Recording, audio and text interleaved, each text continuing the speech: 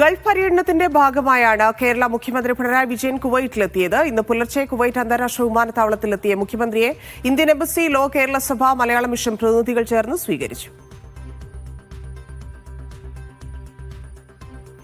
വിവരങ്ങളുമായി സലീം കോട്ടയിൽ ചേരുന്നുണ്ട്. സലീം, എന്തൊക്കെയാണ് കുവൈറ്റിൽ മുഖ്യമന്ത്രിയുടെ പരിപാടികൾ? തന്നെ ഇന്ന് പുലർച്ചെയാണ് മുഖ്യമന്ത്രി കുവൈറ്റ് അന്താരാഷ്ട്ര വിമാനത്താവളത്തിലെത്തിയത്. ഇന്ത്യൻ എംബസി പ്രതിനിധികളും സംഘടനാ നേതാക്കളും ചേർന്ന് മുഖ്യമന്ത്രിയെ വിമാനത്താവളത്തിൽ സ്വീകരിച്ചു. ഉച്ചയ്ക്ക് ശേഷം ബഹാൻ പാലസിൽ കുവൈറ്റ് ഉപപ്രധാനമന്ത്രിയും ആഭ്യന്തരമന്ത്രിയുമായ ഷെയ്ഖ് ഫഹദ് യൂസുഫ് സബാഹുമായി മുഖ്യമന്ത്രി കൂടിക്കാഴ്ച നടത്തി. കുവൈറ്റ് ധനകാര്യ മന്ത്രിയും കുവൈറ്റ് ഇൻവെസ്റ്റ്മെന്റ് അതോറിറ്റി ചെയർമാനുമായ ഡോക്ടർ സബീർ മുഖേഷിയും യോഗത്തിൽ സന്നിഹിതനായിരുന്നു.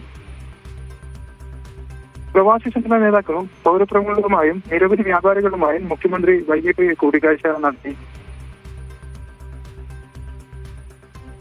2 ദിവസം നീണ്ടു നിൽക്കുന്ന പരിപാടിയിൽ നാളെ വൈകിട്ട് മൻസൂരിയിലെ അൽ അറബി ഇൻഡോർ സ്റ്റേഡിയത്തിൽ സ്വീകരണ സമ്മേളനം ഒരുക്കിയിട്ടുണ്ട്. പൊതുപരിപാടി മുഖ്യമന്ത്രിയാണ് ഉദ്ഘാടനം ചെയ്യുക. എം എ യൂസുഫ് അലിയും chief secretary doctor Jayathilak IAS യോഗത്തിൽ പങ്കെടുക്കും. കുവൈറ്റ് കണ്ട ഏറ്റവും വലിയ പ്രവാസി പരിപാടിയെ മാറ്റുവാനുള്ള ശ്രമത്തിലാണ് സംഘാടകർ. 5000-ലധികം മലയാളികൾ പങ്കെടുക്കുമെന്നാണ് സംഘാടകർ വ്യക്തമാക്കുന്നത്.